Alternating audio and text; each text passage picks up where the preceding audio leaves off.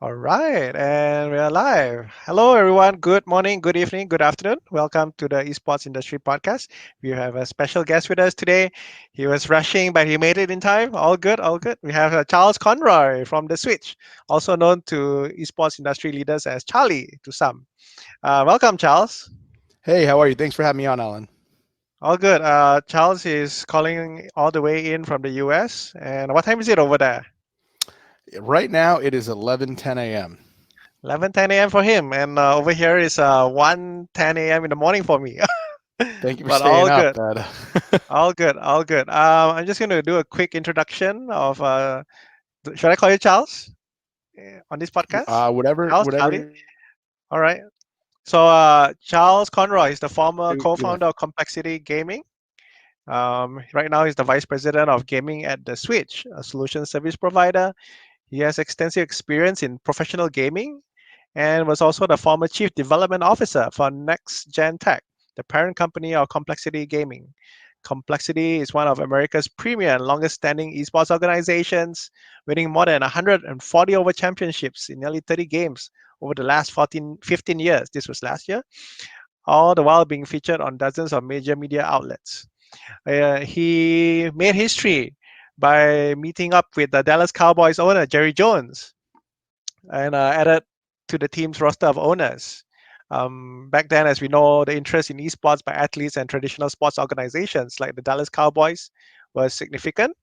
And he'll share shortly about his experience in meeting Mr. Jerry Jones and what took place to make it happen. For those of you who don't know, Dallas Cowboys is one of the top world's most valuable sport franchises at US 5.5 billion, according to CBS Sports. Charles Conroy was instrumental in the redevelopment of Complexity Gaming and its international expansion, which began back in 2011. He is also a fan favorite of the Championship Gaming Series, which aired on DirecTV, and served as the GM, General Manager of Dallas Venom for over 2 seasons back then. He is regarded as one of the early pioneers in professional gaming and has served in leadership roles in additional gaming entities. Sorry, man, it's a long one. You're Yeah, no OG, worries. man, OG. And We've the been around last one, 17 years, so it's been a I know, while. right? 17 years, guys. And the last one in February 2019, a message from the CEO of the Switch, Keith Buckley, president and CEO, said Charlie has been advising the Switch for the last 6 months using his deep and intimate knowledge of the industry. This was back in February 2019, yeah, when he just joined. The relationships he has cultivated, as well as his perspective on the future of esports, says Keith Buckley, president and CEO at the Switch. We are thrilled to have him formally join the Switch team, aiding in the growth of this rapidly expanding segment of the entertainment industry and our business.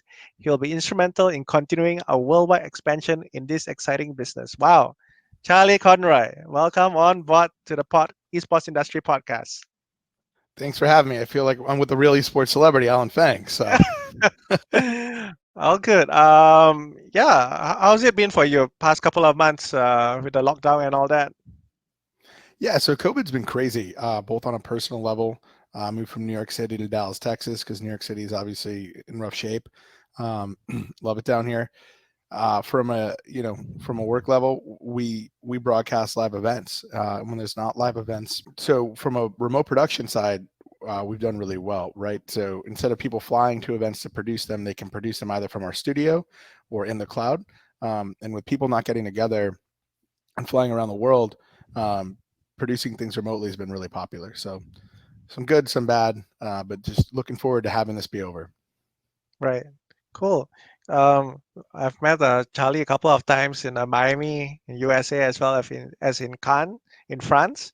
A lot of great times together, and he shared with me his cool experience back then. And I even asked him for advice about esports in general, and also about esports teams and the whole ecosystem. And I believe he has some cool insights to share with us on his 17 years on this crazy adventure. So maybe you like to start. Hey, for those of you who don't know, he's also a former professional CS:GO player, Well, right? yeah, I played a little 1.6. I was not as good as One the point. other guys, but that's how I started. 17 years ago, I started playing as a No, player in CS. yeah. Could you share your journey?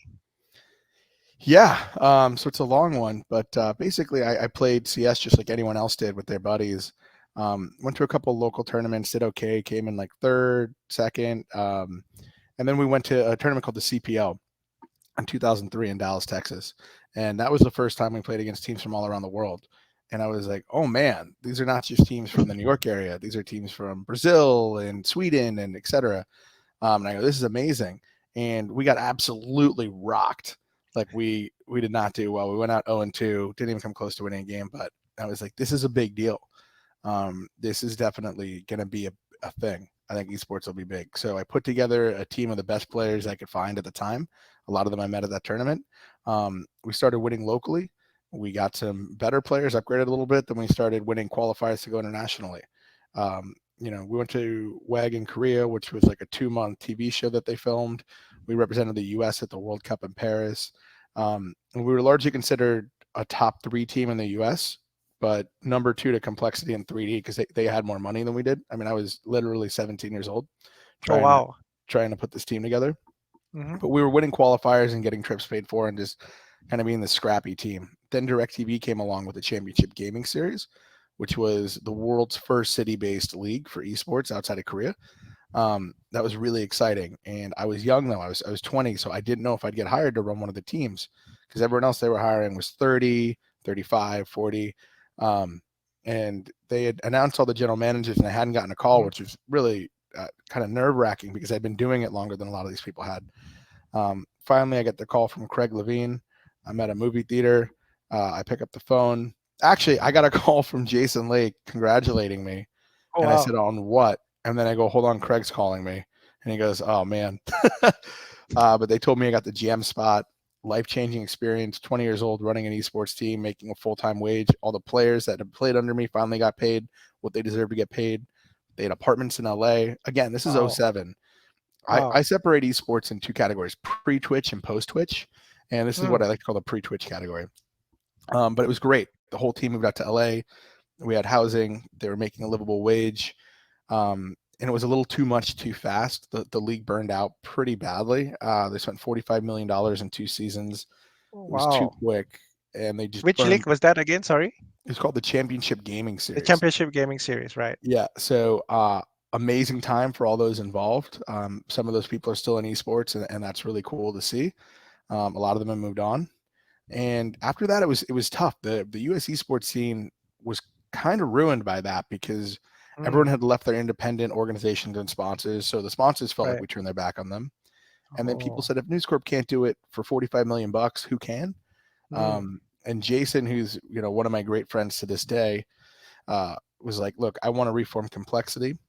Mm-hmm. I don't necessarily want to do the player stuff. And we relaunched complexity together as partners. And with the help of a guy named Jason Bass, who ran content for us, was one of the owners of an old website called golfrag.com, which he sold to MLG. So the 3 of us kind of bootstrapped it, made it work, built complexity, grinded, relied on the hardcore complexity fans, which are amazing. Started bringing in champions, and then built complexity back up to where it is until we sold it to the Cowboys. And at that point, when we sold it, I had been in esports for 14 years, 15 years, um, Wow. and I was 30 years old. So that's half my life. So I took a break for about a year. I did some other stuff. I did some casting here and there, but I was pretty much out for a year because I just needed to breathe. Then I got a call from the Switch, and they said, "Look, this gaming thing is interesting for us." And to tell everyone what the Switch is, they broadcast events that are live, and then they send that Mhm. signal everywhere in the world. So they do the Super Bowl, the royal wedding, the Oscars, Wow. all these major, the World Cup, Wow. and they go, "We want to do what we do for gaming, Mm-hmm. but we don't know anything about gaming." And so they brought me on as sort of a consultant, and Mm-hmm. it fit really well. I love the company, I love the people there, and then in our first year we signed ESL, we signed Overwatch League, we signed Call of Duty League, and we became the world leader in what we do. Wow. That's awesome, man. That's 17 years, and Yeah. you're going to share the next 1 hour with us. Amazing stuff. Um, could you share with us your experience back then, the esports teams of those days and now? What is the difference? So different, man. So when we first started JMC, which stood for Jack's Money Crew, my gamer tag was Jack's. Again, when you start a team as a 15-year-old, you don't exactly think about branding. Um, I was able to finally pay the players once they did start getting paid $300 a month. and the big teams paid their players 800, and I think SK paid like 1100, and that was like insane. People were like, I don't know how they're affording this. And that's just what it was, right? Gaming, there was no Twitch, and Twitch really set the gaming world on fire. And Mm. it did that by bringing a single place for all gamers to watch content and have real measurable metrics and numbers to show how big this was. You were no longer, trying to find an HLTV stream or listening to an independent caster and having like all the viewership hobbled everywhere. It's Hmm. all in one place. The numbers were there that showed that gaming is this big thing. But yeah, back in the day, man, it was 2 hotel rooms per team, and everyone bunked up together. You got your food paid for, which was like Chick-fil-A or whatever. And really, we relied on qualifiers to go around the world and travel internationally. Some teams had sponsors, maybe 10. My sponsors only covered my players, pretty meager salary. So we really had to rely on and domestic travel. So if we didn't win a qualifier, we weren't going abroad. Oh, wow. Okay. That was really based on a case by case basis. Yeah, I mean, you had to very much, eat what you kill. And Eat what you kill. I like that. yeah, and so the players knew that like when we went to a qualifier in LA to go to Brazil or to go to Paris, if we didn't win, like we weren't going. Um, so it was just a different mindset. And esports now, I love where it's at. Managing players is probably different. Um, when they're making Okay. 20K versus when they're making $300. But Right. it's very much like early skateboarding. Everyone loved doing this. We were going to figure out a way to make money doing it. I didn't make money for my first 4 years in esports until the championship gaming series. I didn't make a dollar. In fact, I was negative about 15 grand because I would chip in for the team. And Wow. I was like a college kid, so that was like a lot of money Hmm. to me. And we just made it work. And I knew at some point Hmm. this would take off. Uh, and then You I saw was it coming. You had a foresight to see it coming. right. And I always tell this story. My parents were kind of like, "What are you doing?" And my friends didn't really get it, and that was okay with me. My dad was really supportive, but he didn't fully understand it. But he's like, as long as you think this can be a business, you seem very passionate about it, and you're not like doing Mm. anything bad, right? Yeah. Like video games. Um, and so I grinded, I got the call for CGS, and back then, the amount of money we're making is not like a life-changing amount, but for a 19-year-old kid, it totally was. And the fact that I was making money instead of losing money was awesome.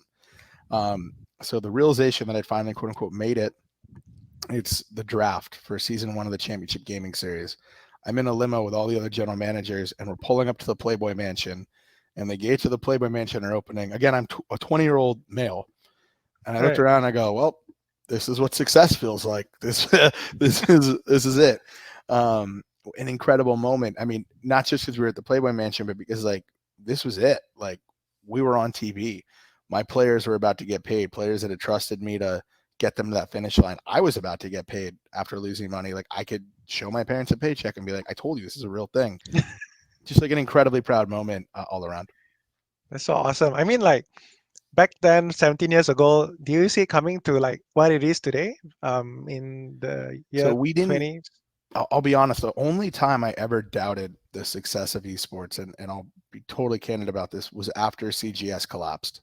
Mm. Um, because since it was like this, and then poof, it just fell off a cliff, and I was like, man, that was it. That was our shot, and we messed it up. And we Right. didn't really mess it up, to be honest. They overspent, and it was Mm. really managed poorly. Right. But after that didn't work, it was hard seeing the forest through the trees, Mm. like seeing the light at the end of the tunnel, whatever analogy you want to use. I thought we were screwed. Um, Man. and the fact that we were able to kind of bootstrap complexity, I didn't make money at complexity for the first couple of years, and neither did Jason Bass or Jason Lake. Like it wasn't something we did because we wanted to become wealthy. It was something we did because we loved it, and we were hoping Hmm. at one point it would lead to a career. Right. So back then when you started, when you were a 17-year-old kid, I mean, what is the part, the eureka moment that you said, man, this is gonna be big. I mean, Yeah, CPL 2003. It was or, the first time I had seen teams from like I knew it existed. Like I was a mhm, local player. I knew of the CPL. I watched it, but getting there and being like, this is funny, but like one of my first times meeting Heaton, who's a very, very good friend of mine now. Emil's one of my great friends in gaming, but like I met him and he was the biggest player in the world at the time. And he's a Wow. big dude. I mean, he's like 6'4". He's like Okay. a big Swedish guy. And I met him Uh-huh. and I was like, wow, this big Swedish guy makes a whole career doing this. I think this is going to be big. You meet teams from, South America and you're like, wow, they flew to Dallas, Texas to compete in this video game tournament. Like there's something here. And Mm. frankly, people aren't doing it right. At that time, they weren't. Like, someone paying $500 for a spot on a t-shirt and that would be it. And I think I can do a better job than these guys are doing. Um, and so I talked to some people and I go, look, I know I'm young. Put your faith in me. We'll Mm-hmm. figure this out. I cold called some companies, convinced Oh, you them to give did. us like a very little bit of money.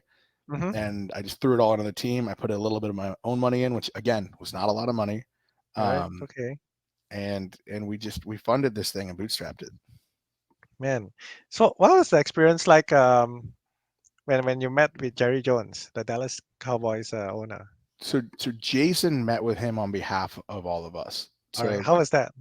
it was, I mean, when the Cowboys first got brought up as sort of a play, it was really exciting. To be honest, when teams first started getting funded, Mm-hmm. other teams are getting much bigger checks and complexity, and we didn't really understand why. We were the Mm. oldest team in North America, but they had sports owner connections, or it was honestly all of, and to this point, it still is about who you know. What Right. doors can you open? Mm-hmm. Um, and people could open doors faster than us. Teams were scrambling. They knew they had to be in esports. They were cutting $10 million checks, and they were just like, okay, we got that category covered. We're in esports. Um, so complexity didn't get the love that we thought it was going to get when all the money started pouring from the sky. Um, but I'm glad we waited because we sold to literally the biggest sports team in the world. And the way those negotiations would work is Jason would go meet with them. None of us would. And then he would come back and we would spend hours and hours and hours talking about what to do next. And then Jason would go meet Wow. with them and he would come back. And that's how it worked Wow. for us. And we had some advisors and people talking to us. But at the end of the day, Jason was the face of our Right. company. Mm-hmm. And that was because he was the only guy they were going to keep on, rightfully so. He founded the team. The Right. rest of us came on board after he started it. Yep. Um, Okay. and he's done a great job with it. How long was the duration of that um, discussions?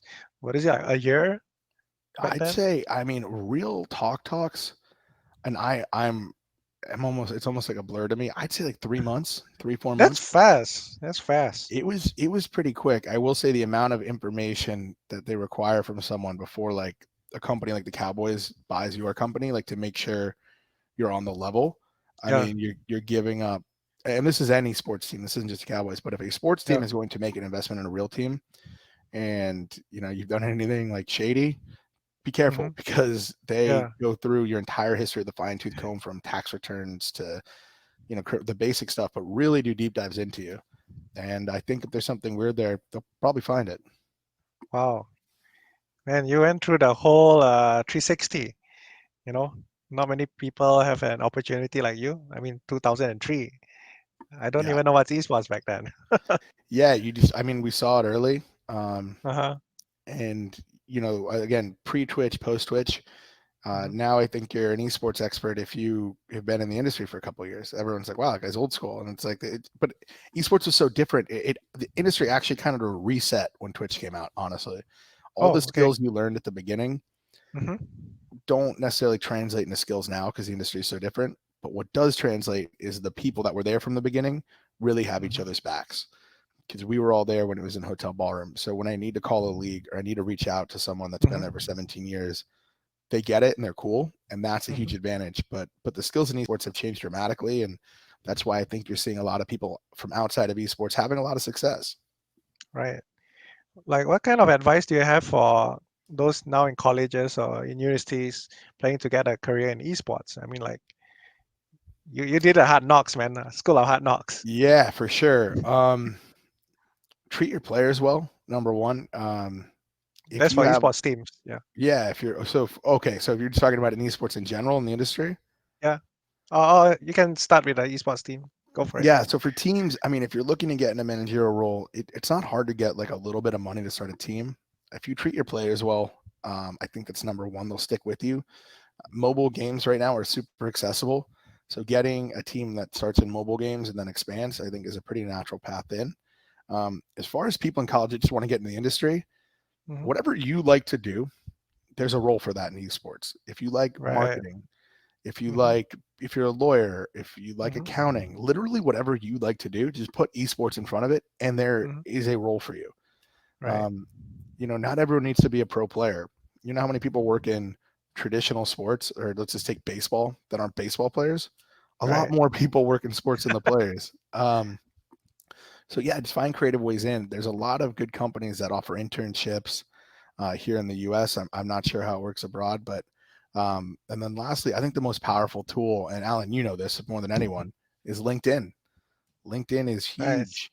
Utilizing LinkedIn, playing the LinkedIn game, hitting people up. I cannot Hmm. stress how big that is. Nice. And how about you personally? Which are your favorite games right now? Do you have any? Are you playing any games in the past couple of months? Yeah, so I'm a big mobile player. I You play are? like, yeah, I know that's so weird. And everyone's like, "What are you talking about?" I know, right? Yeah, I play like a bunch of like geeky mobile games. Um, but from like a viewership perspective, I love watching CS. That's what I used to play. I just Mm, get so smoked now when I play it. I can't play Counter Strike casually because like if mm. I just get so angry. It's really a dark side of me, Alan. Side of me I don't like. I don't like that Okay. guy. Um, go from Charles to Chaz. Chaz can be an angry man. Okay. Um, no, I honestly I can't play casually. And then I Okay. play a lot of single player games, like on my Xbox One because Mm. I can kind of de-stress. Distress or get more stress?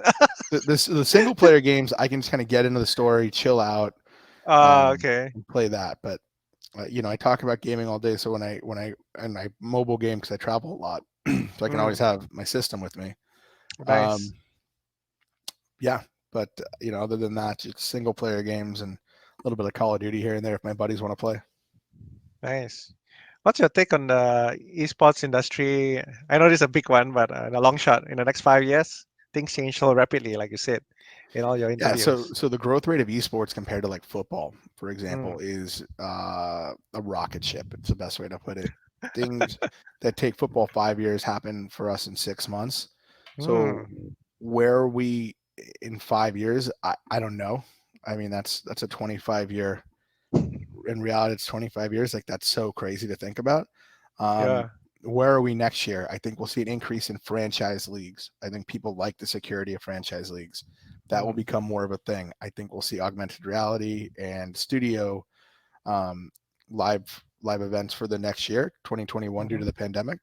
Yeah. I don't think we see stadium events returning till at least June, and I use the Hmm. word at least there. Yeah.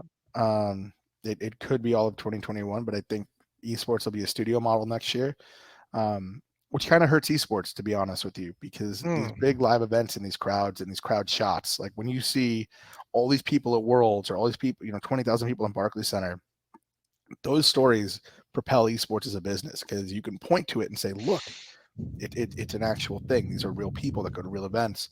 So you miss those live shots and that energy. And there's nothing really like going to a live esports event, just like any Right. sport you like, right? Going to see True. it live is always better. Right. So we're going to be missing some of that, which will hurt us in the short term. But long term, the way esports has been resilient over COVID, we're Hmm. still going up, baby. I know, right? I mean, I saw the reports, all the case studies, people sharing during the pandemic.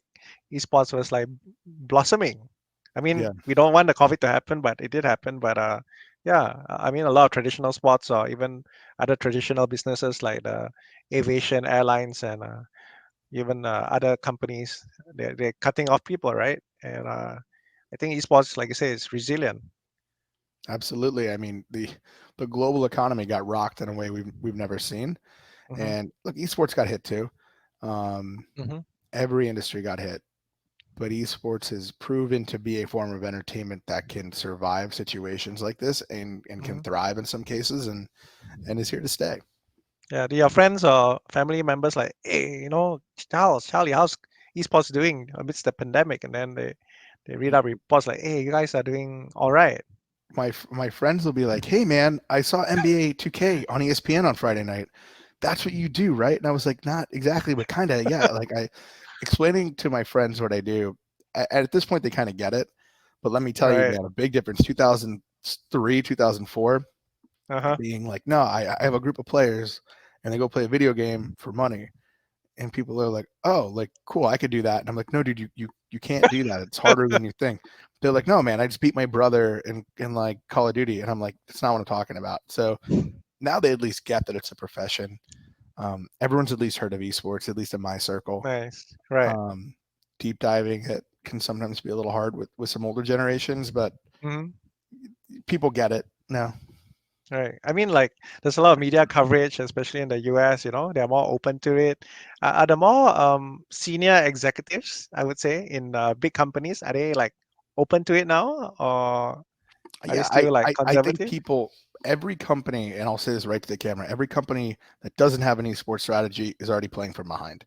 Companies that have an esports strategy and are either waiting to implement it or dip their toe in are a little behind. Companies that are now executing their esports strategy, that's where you need to be. I mean, you shouldn't be coming up with an esports strategy now. Now, with that said, there's an ancient proverb about planting a tree. When's the best time to plant a tree? 20 years ago. When's the second best time? Today, right? So if companies don't have an esports strategy yet, that's okay. That's okay. I mean, there's been a little bit of time the last 9, 12 months where people have been taking a little break from spending marketing dollars. You can develop that strategy now. You can still be relevant in 2021. There's a lot of ways to do that. Alan Fang's a great guy to talk to about that. Thanks, Charles. Totally agree with you that esports is the way to go. I mean, we've seen a lot of research and reports, and no doubt about it. Tell us, like, how about certain countries? I mean, you have like a global perspective, and I know you're supposed to fly around the world, even visit this part of Asia, what's your take about esports around the world? I mean, you've seen South Americans and South Koreans flying around back then Yeah. for esports So, as well. Yeah. I mean, you see different categories of esports growing in different places. Mobile, huge in Southeast Asia, huge in Hmm. India, huge in Brazil. Uh, you look at PC gaming, very big in Europe, console gaming, huge in the US. Not to say these categories don't exist in other places, but these are where they're predominant. So, number one, people need to understand their audience and realize that the global esports audience is not just one hodgepodge that you can market to and everyone will buy your Mm, stuff. mm, You have to target specifically to where you want your products to go, what demographics you want to reach, how much money you want people to be making that buy your products. I mean, literally, what socioeconomic level. It's like anything else. It's very much a science. mm. And from your perspective, right?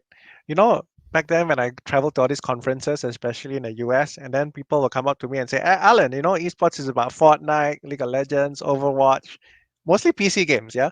But then when I share with them in over this part of the world in Asia or Southeast Asia, it's mostly mobile, like Mobile Legends, or now you got Wild Rift, League of Legends, and PUBG Mobile. Then they're like scratching their head and like looking at me in a alien language kind of thing. But is that a culture thing? I mean, like people are more used to PC and console in the Yeah, US. so I was on a panel at ESI Digital last year about mobile gaming, and the guy I was talking with just said, "Look, man, mobile gaming's trash. It's like not a release for it." And I go, "That's crazy. It's a crazy thing to say out loud. You have this with you at all times, right?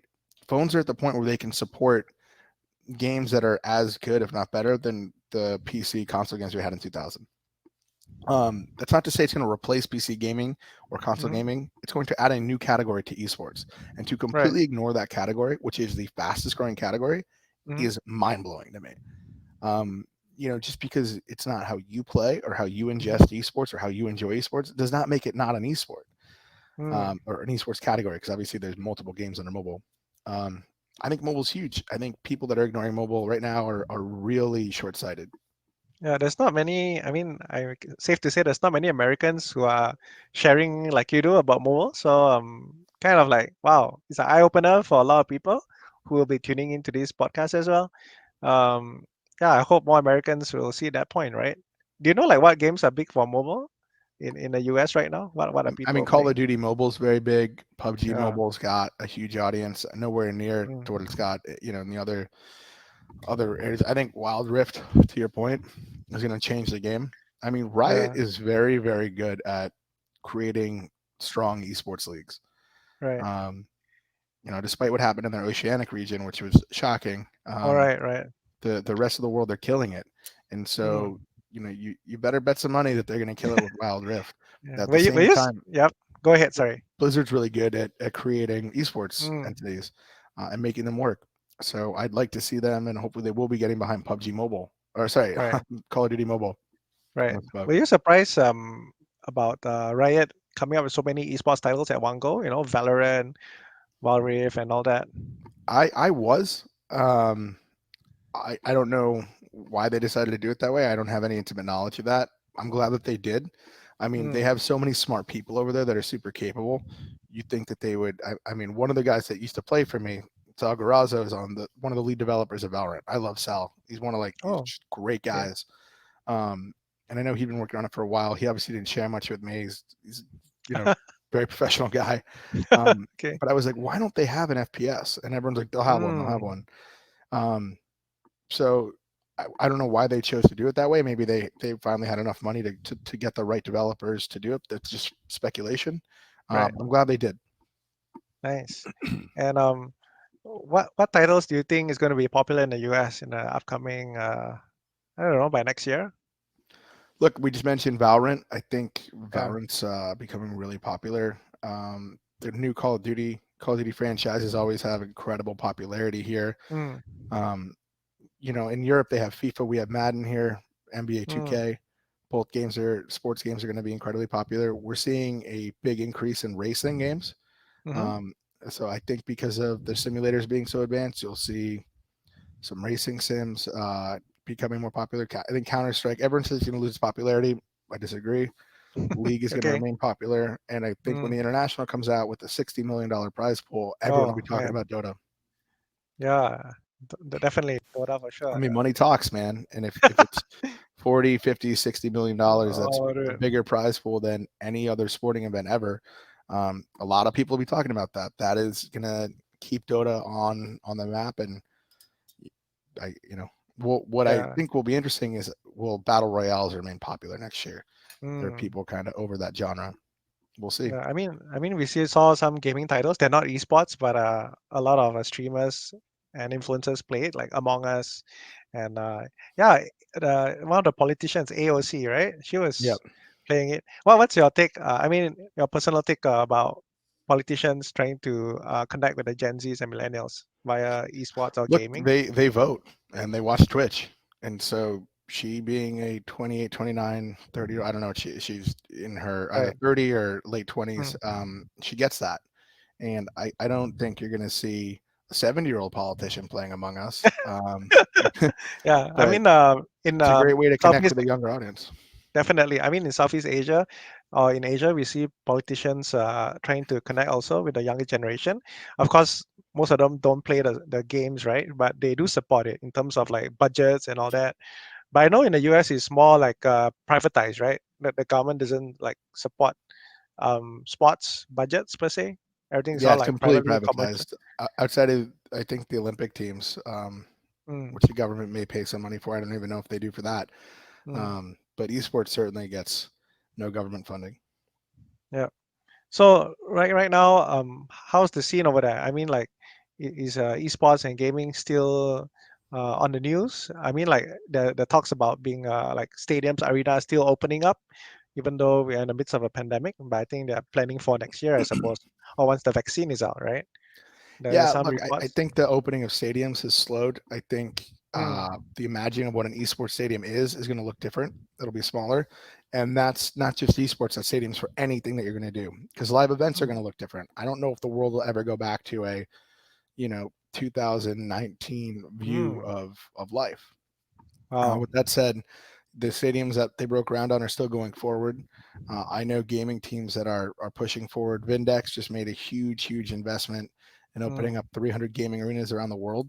So esports is chugging, man, and the U.S. is one of the world leaders in esports consumption. Right, people love gaming over here. A lot of big gaming companies, Riot's here, Blizzard's here, mm. Twitch is here. Esports is killing it in the U.S. Nice. And which is your favorite esports team? I mean, aside to Complexity Gaming for sure, right? Yeah. In the US. Um, Man, it's hard for me to pick favorites because I have like buddies on so many different teams. So Okay, there's a which lot of name some of them, your buddies on those teams. Like, okay. I mean, I yeah, love the boys over at FaZe. I like the crew down in Envy just because they're local and I live here and I hang out at their offices a lot. The guys at Wildcard Gaming are awesome. I think they're doing some really cool stuff in mobile and they're the team to watch. okay. Um, I'm a fan of the guys over at Astralis on their CS team. A lot of the Mm. Brazilian players, Fallen used to play for me, so now he's benched Oh, at MIBR. But the Immortal Gaming guys, Tommy's a good friend of mine. There's a lot of teams I root for in various scenarios, but obviously, I don't think it's a secret. I'm going to root for complexity. cool. And how's the scene over there? I mean, like, have you visited any esports? I mean, you say you visited Envy, right? The office and all that. Yeah, I mean, I'm Yeah, how just they're about a 15-minute walk from my house, so it's nice. convenient. How's the teams taking it? Cause now they can't go to stadiums, etc. No more offline events. Everything's online now, right now. So everyone's Yeah, I just mean, I haven't talking to mhm, I haven't spoken rather to any players individually over there. mhm. I think players are ready to get playing again in person, right? Just from a lag and a ping issue, and online's a very different form of Oh, competition. I think right, players right, are ready to get back. I think the world's ready to turn back on, right? right. How about yourself? I mean, are you like back in office already, or are you like working from I'm home? not. I'm so part of my move is because I'm pretty much permanently work from home. Um, Oh, nice. but my general role has me traveling quite a bit. Um, Oh, in 2019, I went to 14 countries, so wow. it was insane. 14 countries, dude. Welcome to the Yeah, club. yeah, it was nuts. So I'm excited to get back to that. Maybe not so much travel, but some travel. Yeah, But my job is to be on an airplane and be at esports events, and I'm nice. really excited to do that again. Yeah, well, don't mind me asking, like, which are the countries you went to last year? Oh man, I Like, got to think of them all. the ones that come up the top of your mind, you know? Yeah, Poland, Canada, Poland. France, Ireland. That one was for pleasure. I took my mom there. Nice, Um, nice. yeah, it was nice. It was a fun trip. Um, in South America, we got Mexico. Went to Australia, which was really cool. One of the coolest places I've ever been. Um, let's see, we have Japan. Oh, wow. I went to Bahrain, Dubai. That was cool. That's part of the world I never thought I'd see. And those are all the, and I'm sure I'm missing some. Germany. How could I forget ESL is based in Germany? Nice, Duh. Yeah, I mean, wherever there's esports, man, I try to be. nice. And this is all for esports, man. Guys, those tuning in, if you're new to esports, guess what? Charles Conroy here, last year he flew to 14 different countries for esports, part of work. And maybe you can share about the Switch and how y'all involved in the esports landscape. Yeah, totally. So the Switch has a few product offerings. Um, the most basic one Hmm. is you want to have a tournament, you want to have a live event at an arena or a warehouse or somewhere cool, and you don't want to rely on public internet because public internet kind of sucks, right? Mm, right, It's right, not secure. It can be DDoSed. You might not have enough of it. So we'll bring in private, 1 to 10 gig lines and put those directly in the arena for you. And that is really the backbone that the entire tournament lives on. Then right, we take the video signal and we send it out in whatever way it needs to get it. Twitch takes it in a different way than DoYou takes it in. That's a different way than YouTube takes it in. And so we do what's called encode and decode. So we take the video signal from the event, scramble it however it needs to be scrambled, and deliver it like a pizza wherever it needs to go. And then the last is production. So mm, if you don't necessarily want to have your guys on site at the event and you can produce it from one of our studios around the world, or we now have a new product where you can produce it all in the cloud. So it's great for online tournaments or smaller events. You could be at your computer doing replays. I could be at my computer picking what camera we do. Another guy's at his computer loading up clips or video packages. And so wherever people are in the world, we feel like we have the best cloud-based remote production cloud-based solution in the world. It's been huge. It came out during COVID. So when people don't necessarily want to travel or can't travel, being able to produce a studio quality production at your home computer with friends or colleagues around the world has been incredible. Wow. And I think you mentioned something quite interesting for me personally. You mentioned about DDoS attack. So like, Yeah, it does happen.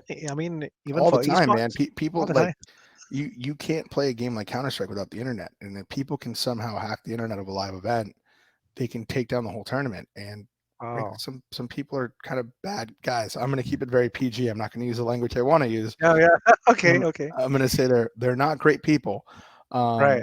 And they try to do that. They try to do it every esports tournament. It's a problem that esports tournaments Oh, have to deal wow. with. So by having private internet that never hits the public internet, Mm-hmm. you're at least 99.9% protected from that. Oh, I think this is an eye opener for those who are not aware of the esports industry that there's such services like the Switch providing for the Yeah, ecosystem. I mean, we do the same thing for the ESL or Blizzard that we do for the Super Bowl. I think it's important that that level of production is coming into esports. I love the fact that esports leagues and the Super Bowl are sharing a service that because that just means esports is getting to that point. We Yeah. want companies like the Switch coming in and coming in organically, coming in the right way, and Hmm. doing it the right way to just up the production level for everybody. Yeah, man. Legit, legit. It's Legit. I'm drinking my like a my grape water. okay, go for it. It's like a an endorsement. Big companies coming into the scene. And Totally. they hired people like Charles Conroy. To advise on the gaming perspective. I think it's a big deal. I mean, when Charles told me, the Switch does like for the Grammys, Emmys. I'm like, you mean the Grammys, the Emmys? And I felt like, wow, that's a big deal. Yeah. Yeah.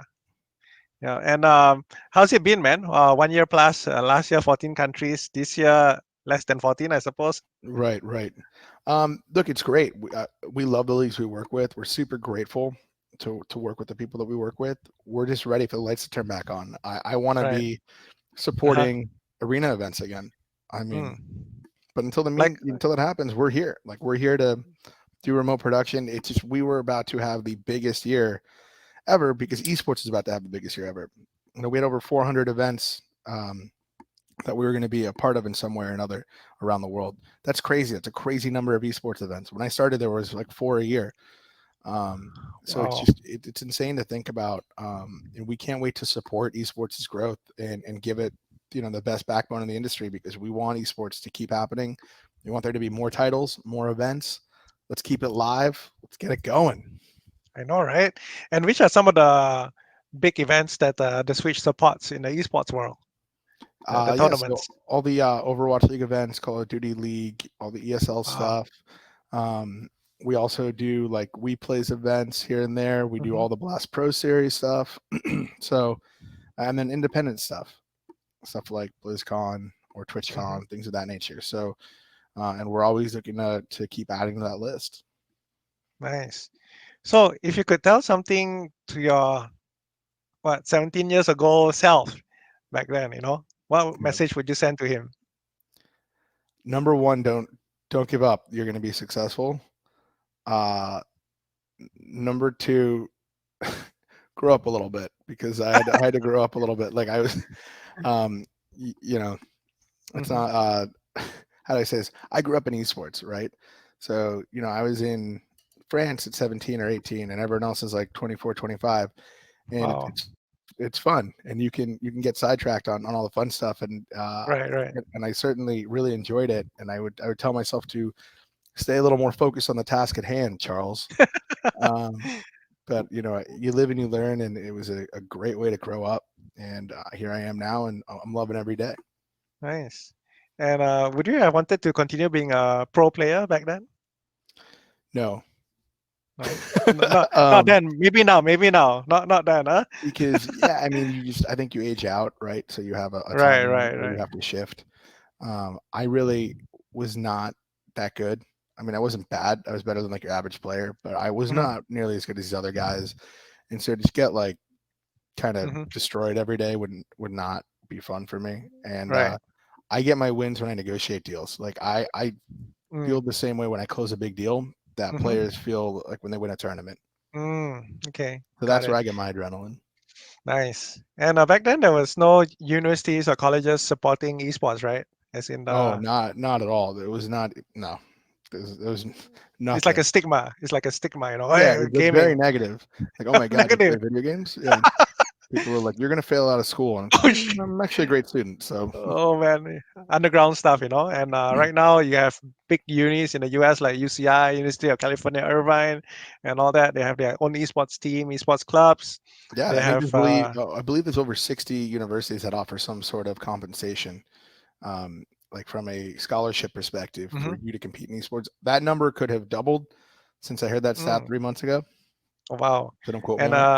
how does it work? Is it like those traditional sports like I mean, for those who don't know, how does these scholarships work? You know, like Yeah, so you're a good in a traditional game. scholarship Hmm. is you go to a school and let's say I want to Okay. play basketball. You agree to play on the Hmm. basketball team, and there's training hours and things of that nature, and they normally provide like housing for you and a food stipend, and they'll cover part of your education, if not the entire thing. It depends on the school and depends how good you are.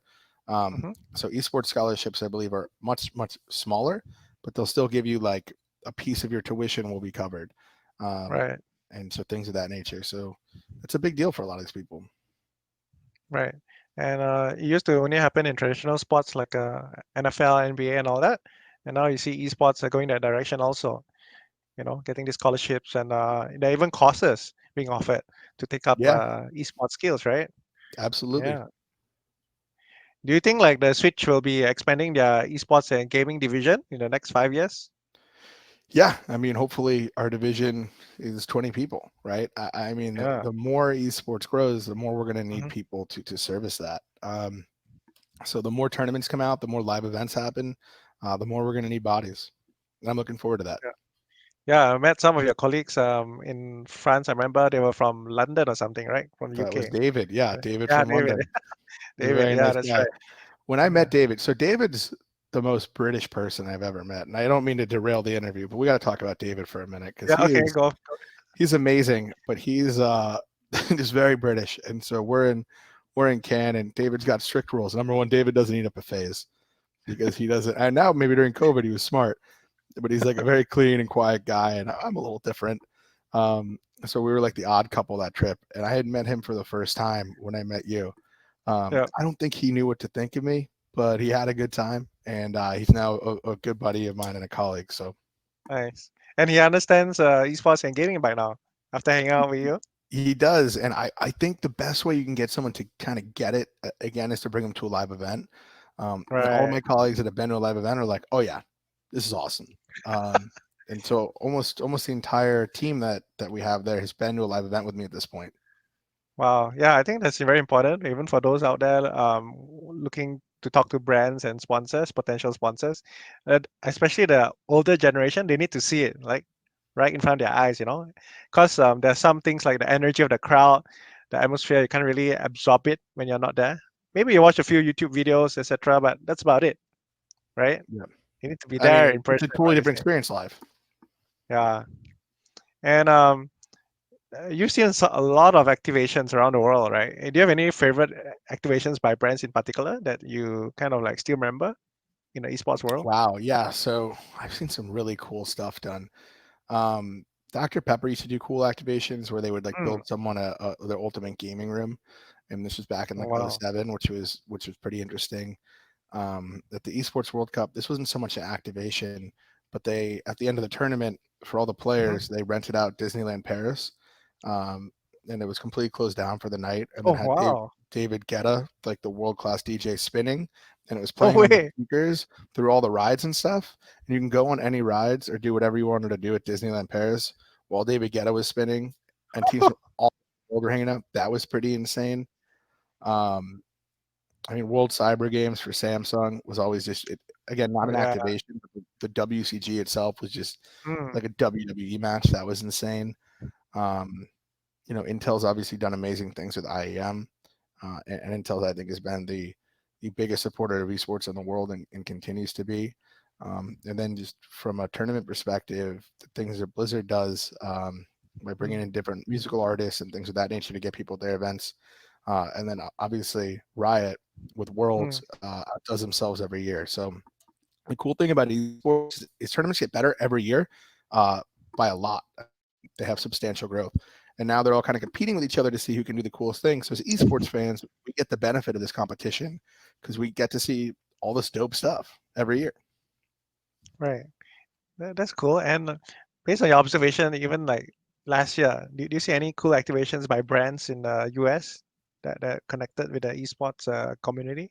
Yeah, Anyone that? so I mean, I think the biggest, and again, this is like not necessarily US based, but BMW coming in the way they did in the esports, Ah, right, and right. picking the 5 teams that they picked, and then wrapping the cars, and then having the players like do tricks in the cars. And I don't know if the players are driving them, professional drivers were driving them, doesn't matter. Mm, Um, yeah. but announcing the teams they announced, wrapping the cars, I thought Mm, BMW definitely won like esports sponsorship deal of the year, in my opinion, with how they came in properly in a big way.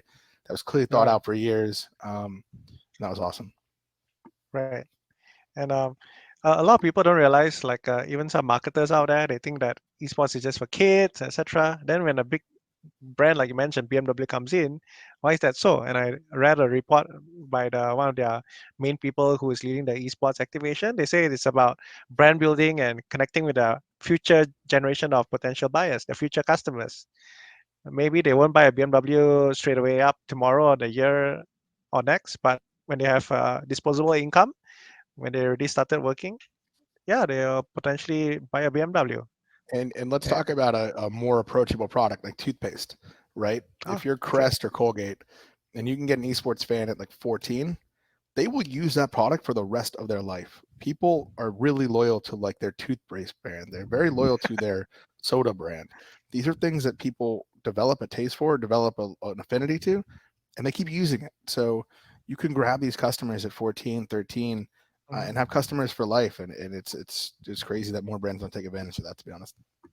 Yeah, I think I keep sharing this subject matter close to my heart with a lot of people as well.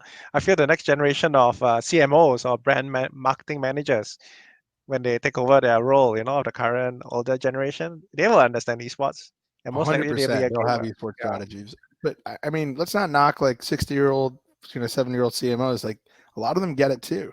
Um, but for a CMO out there of a major brand to not really have esports or take it seriously is shocking to me because you're missing out on a super affluent demographic that is super loyal and has disposable income because they spend a lot of time doing this, and so they don't spend money on other things, and they have that money to spend because they're generally a little bit smarter than your average sports fan, a little bit more dynamic.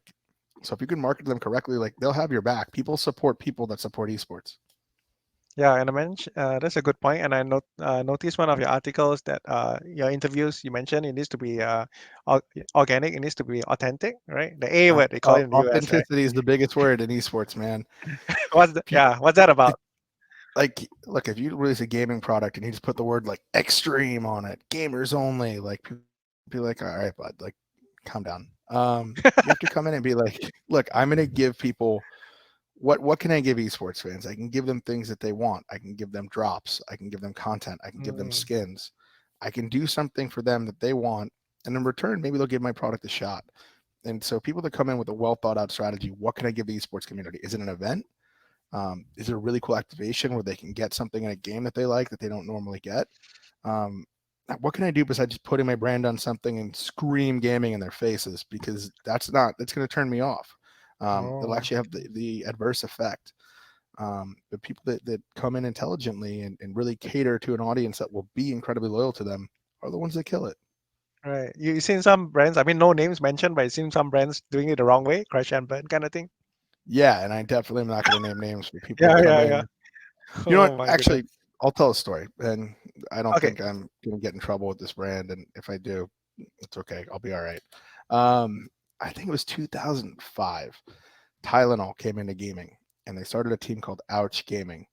And Ouch Gaming had this Counter Strike team called Rival, who were a good Counter Strike team from Southern California, and they got the sponsorship from Tylenol, and they got salaries that were like pretty legit, and they all got laptops, and they competed in their first tournament, and this rep from Tylenol came, and he was like had never been to a Counter Strike tournament, didn't know what Counter Strike was, and I remember sitting like a few seats away from this guy, and the person that negotiated the deal was there, and they're like, the terrorists win. The terrorists have planted the bomb. The counter terrorists are like defusing the bomb. And this guy's like, what are they talking about? Now, this is like 4 years after 9/11. This tournament was happening Oh, in New York City. And this was a oh, team that was planting and diffusing bombs, terrorists, counter terrorists. And it just says Tylenol. And this guy's like, listen, change the name of the team back, keep all the money. I don't need a dime back. I did not realize this is what we were investing in. Get our brand off of this. And again, this is '05. And so if there's any Tylenol marketing reps listening to this, I'm sure you didn't work there at the time. Um, that was like a perfect example of not really doing your homework and coming in the definition of an inorganic way. man. Sorry, for those who don't know, what is Tylenol? Tylenol is a painkiller for headaches. Right, right, So right. if you have a headache, you take Tylenol. Mm-mm. Okay, over here we call it Panadol. I don't know Oh, if cool. it's the same. Yeah. Oh wow. So the person didn't realize what was happening, and when they No, they found didn't out realize. much later. Yeah, and like they didn't even sponsor like a general esports organization where like maybe they could have been looking at other games. They sponsored like a CS team. Like it's literally the game of CS. And yeah, that was a mess and a half. Oh my goodness. And this was 2000. 2005. Uh, I believe it was '05. right, I'm right, pretty right, confident it was 2005. right. Crazy man. And I've seen some gone wrong moves as well. Some brands come in and make a big hoo-ha, and then they don't live up to the expectation, and the fans are like, "Hey, you guys announced some big ass thing, but it turns out it's only a small deal." Yeah. Yeah. Don't So bring a hoo-ha to the table if you're not ready to hoo-ha. there you go. That's a good one. The number I one rule like of that. esports, really. I'll quote you on that, Charlie. Don't bring a hoo-ha on the table if not ready to hoo-ha. Yeah. And I think Right? that's the first thing you should say in every meeting, Alan. Yeah. And yeah, what do you think about like?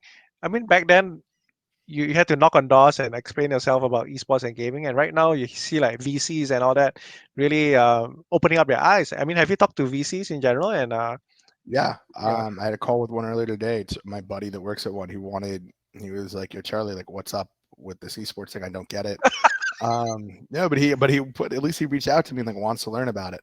mm, Um, I think there's a lot of money coming into esports. My only concern, and mm, I will scream this from the rafters, is that people invest a lot of money in products that are either not ready or not it's bad, right? Like a team that might not be fully assembled because they're just flashy. They need a team and they invest in the wrong team, and that team blows $2 million, right? Because I saw it happen with the Championship Gaming Series, and with all this money coming in, it's our job as an industry, it's our job as in esports to make sure we handle cash responsibly, we invest it properly, and we really are the shepherds of this thing that while it is a rocket ship could totally blow up in the air. If everyone right. wastes the money that these VCs are coming in, they'll say, screw you, we don't need this. Um, so it's really our responsibility as an industry to make Mm. sure this money is handled intelligently and properly. Wow, I think that's a good tip there. Good advice. I mean, we had this conversation back then in New York as well about VCs coming in and all that. Yeah, I think it's a good tip for all you VCs listening up. Yeah, make sure you deep dive and really find out what's happening, and like you got friends like Charles Conroy sharing with you what's esports about. That's a good move by your friend.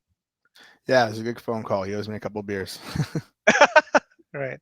Okay, we got a couple of minutes left. Do you have any like words of wisdom for those coming to the esports industry from whatever perspective? Yeah, use LinkedIn a lot. Hit people Yeah, up on use LinkedIn. LinkedIn. Mm-hmm. Network. We are the best way to network is to go to a tournament or a conference. Those don't exist right now. So now we Yep. have LinkedIn.